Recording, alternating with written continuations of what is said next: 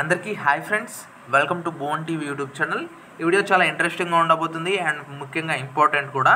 Intermediate ఎవరైతే చూస్ చేసుకున్నారో వాళ్ళకి ఈ కోర్స్ డీటెయిల్స్, ఏ గ్రూప్స్ ఉంటాయి అండ్ 1-2 ఇయర్లో ఏ సబ్జెక్ట్స్ ఉంటాయి అండ్ పాస్ మార్క్స్ ఎంత అనేది మీరు ముందుగా తెలుసుకోవాల్సి ఉంటుంది.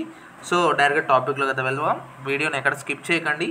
ఇంటర్మీడియట్లో మీరు గ్రూప్ చూస్ చేసుకునే ముందు ఇంటర్ తర్వాత ఏం చేస్తాము అన్నది కూడా ఒక క్లారిటీ ఉంటేనే మీరు ఇంటర్లో ఏ సబ్జెక్ట్ తీసుకోవాలనే ఐడియా అయితే వస్తుంది.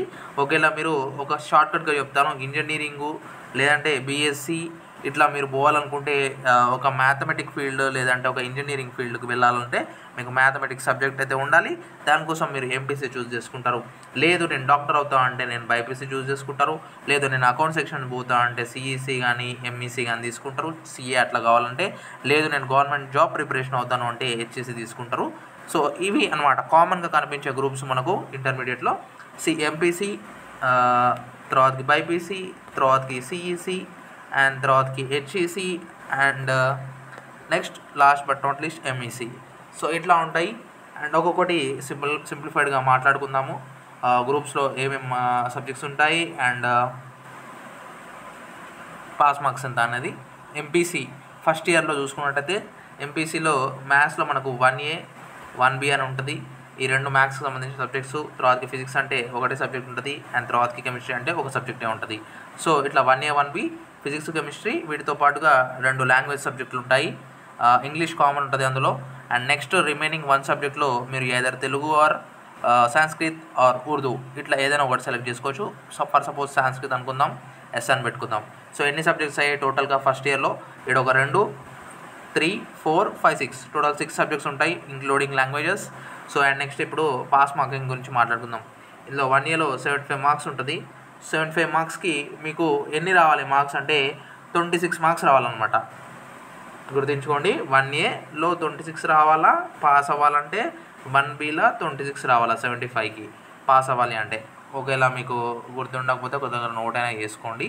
అండ్ ఫిజిక్స్లో 60 మార్క్స్ ఉంటుంది పేపరు. 60 మార్క్స్కి మీకు ఎంత రావాలంటే 21 మార్క్స్ రావాలి. సో 21. కెమిస్ట్రీలో కూడా సేమ్. అండ్ ఇంగ్లీష్ సాంస్క్రిత్ పక్కా 100 మార్క్స్ ఉంటాయి. ఇవి language subjects. So 35 marks pass అనమాట 100కి. సో గుర్తుందనుకుంటున్నాను అందరికీ. మ్యాథ్స్లో 26 మార్క్స్కి పాస్. ఫిజిక్స్లో మనకు 21 మార్క్స్కి పాస్ అండ్ కెమిస్ట్రీలో కూడా సేమే. అండ్ నెక్స్ట్ ఇంగ్లీష్ సాంస్క్రిట్లో 35కి పాస్ ఓవర్.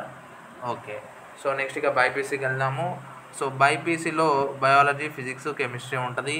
అండ్ మనకు ఇందులో బాటనీ, జువాలజీ ఉంటుంది. అండ్ నెక్స్ట్ ఫిజిక్స్, కెమిస్ట్రీ ఉంటుంది. అండ్ నెక్స్ట్ లాంగ్వేజెస్ అందరికీ కామన్, ఇక మళ్ళీ రిపీట్ చేయను. అండ్ మనకి ఇక బాటనీలో ఎన్ని మార్క్స్ ఉంటాయో చూద్దాము. సో బాటనీలో 60 మార్క్స్కి 21 పాసు. అండ్ అదేవిధంగా జువాలజీ కూడా మన 60 మార్క్స్కి 21 పాసు ఇట్లా ఉంటుంది. అండ్ నెక్స్ట్ ఫిజిక్స్, కెమిస్ట్రీ ఇంతకుముందు చూసుకున్నాము సేమ్ 60కి 21 పాస్.